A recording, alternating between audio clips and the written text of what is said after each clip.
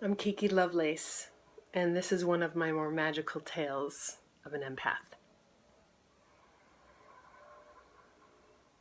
As a young person, like most empaths, I had no idea that I was so sensitive and that I was walking around constantly picking up information from the way I would see them, how I would feel them or sense them.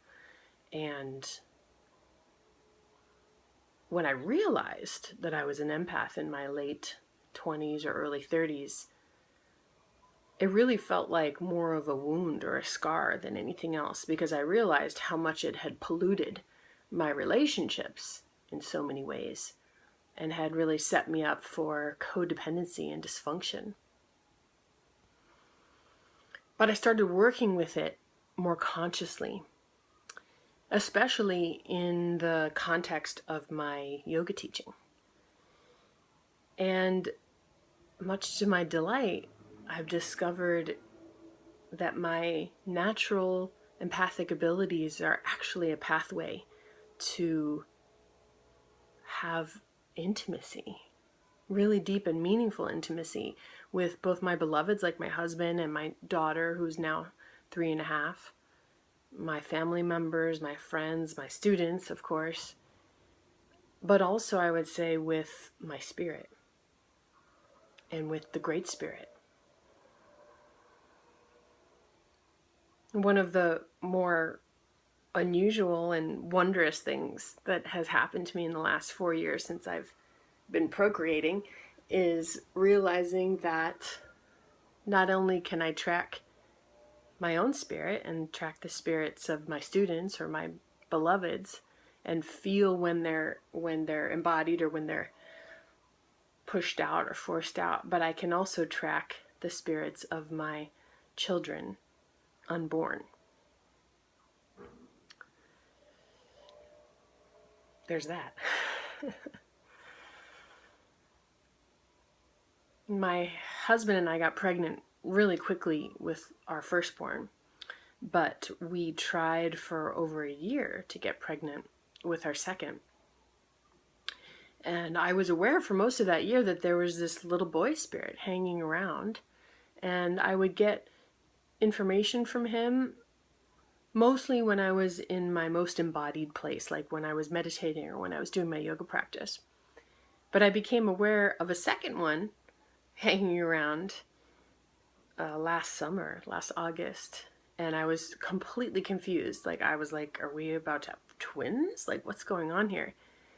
And I didn't understand it until several months later when I got pregnant and felt very clearly it was the boy that had been hanging around for so long, and then in short order had a miscarriage. We got pregnant again just a couple months later, and that's when I realized, oh, of course, this is why there were two.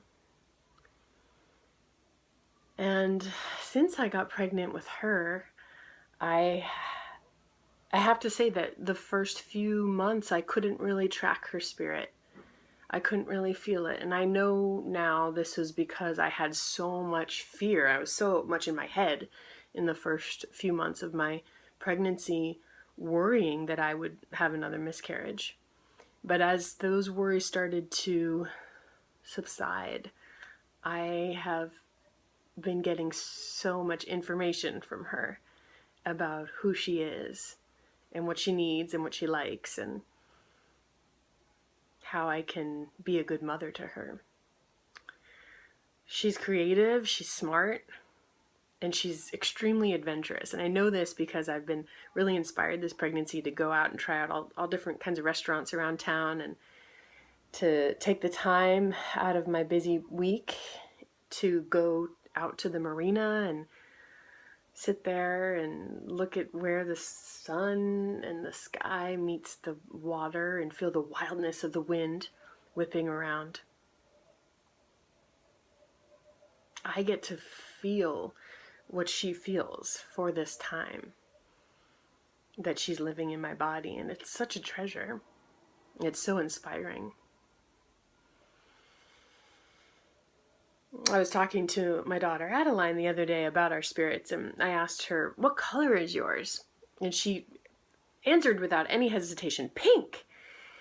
And I had a laugh because that's, of course, the same color as mine. And we're so similar that it's not surprising at all that we would have very similar colored spirits. But in the moment after that, I put my hand on my belly and I took a deep breath. And I got so clearly that this spirit has more of a dark sparkle, just like her dad. And that has been exhilarating and also scary, because I don't know how. I'm sure I will find out, but I don't know how to hold or support a being that might be so different than me, whereas Adeline is so similar.